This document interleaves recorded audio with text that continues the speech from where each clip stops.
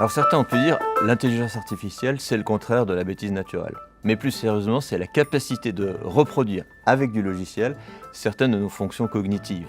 Par exemple, nos capacités sensorielles, vision, audition, notre langage qui nous permet de communiquer et de nous faire comprendre, ou nos capacités d'apprentissage qui nous permettent de développer de nouvelles compétences, notre raisonnement, celui des mathématiciens pour prouver de nouveaux théorèmes, mais aussi celui qui nous sert dans la vie quotidienne pour définir les étapes nous permettant d'accomplir une tâche précise.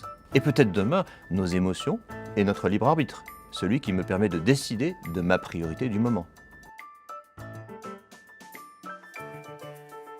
L'idée de l'IA n'est pas neuve. Elle date des années 50 avec les premières tentatives pour réaliser des programmes qui jouent aux échecs. Il y a eu 40 ans de progrès assez lents. En fait, l'IA s'est révélée beaucoup plus difficile que prévu au départ. Mais depuis 2010 environ, on a vu s'accélérer très rapidement les techniques de l'IA, avec en particulier le deep learning qui s'inspire du fonctionnement de nos neurones.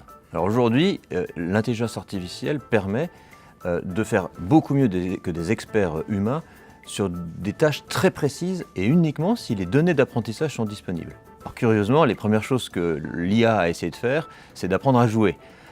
En 1997, première victoire d'une IA contre un champion du monde d'échecs, c'était Deep Blue d'IBM. 2016, plus récemment, l'IA bat le champion du monde de Go, qui est un jeu plus difficile que les échecs.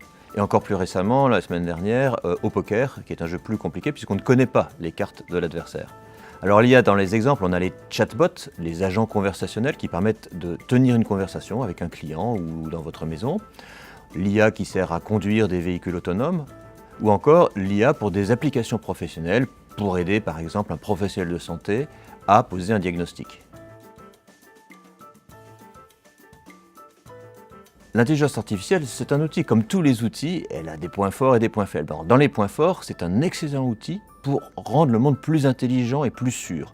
On va pouvoir utiliser l'IA pour améliorer des outils opérationnels. Par exemple, pour Orange, optimiser le fonctionnement de nos réseaux, ou alors améliorer en temps réel la qualité de service pour un utilisateur particulier, ou enfin détecter et corriger des attaques pour améliorer la sécurité de tout le réseau.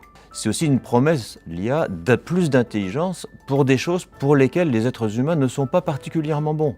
Par exemple, l'objectivité. L'IA a pu montrer que sur les films d'Hollywood les plus récents, 30% du temps de présence sur l'écran seulement était réservé aux femmes, les hommes bénéficiant de 70%.